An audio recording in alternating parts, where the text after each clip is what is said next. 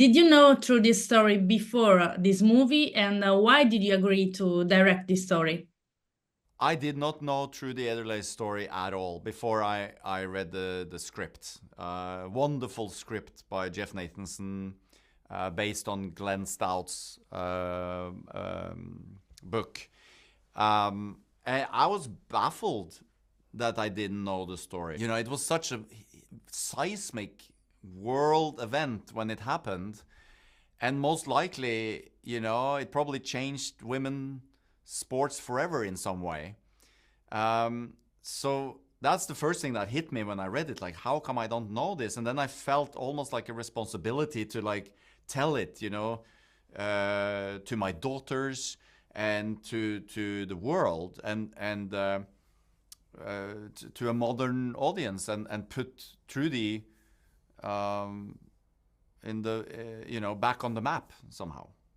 Daisy Ridley, to me, it's perfect to communicating enthusiasm and determination, and we also saw it in Star Wars movies. But how did you work with her? I just feel so lucky, like that we were able to get her. You know, I was very clear with her from the beginning that I wanted to be in the ocean, that I didn't want to do it in a tank or on a blue screen. And she told me, yeah, let's do that, like, you know. And later I learned that her biggest fear is to swim in the open ocean. And she never told me that, but she trained for months and months learning open water swimming.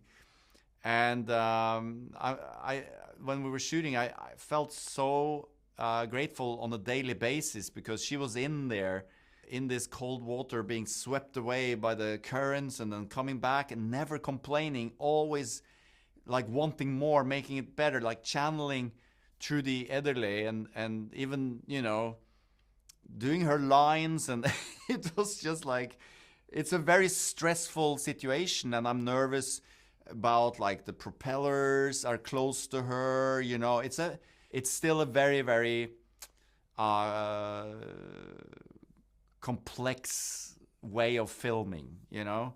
Yeah. But it's also very rewarding at the end of the day when we go back to land in the sunset and we look at each other and we're like, you know, we did it today, and it's great. I would ask something about that. Your cinematographer, Oscar Faura, had already worked on scenes with a lot of water in The Impossible by Juan Antonio Bayona. And even though they are very different movies, in this one too, there is obviously a big sequence in the water. So how did you two construct and work on that scene? Well, I love The Impossible. I mean, it's a great movie, and he's a great DP. He's done tons of films that are just amazing, and I just again felt so lucky when I was able to work with him. Obviously, experience is good to have. You know, it's.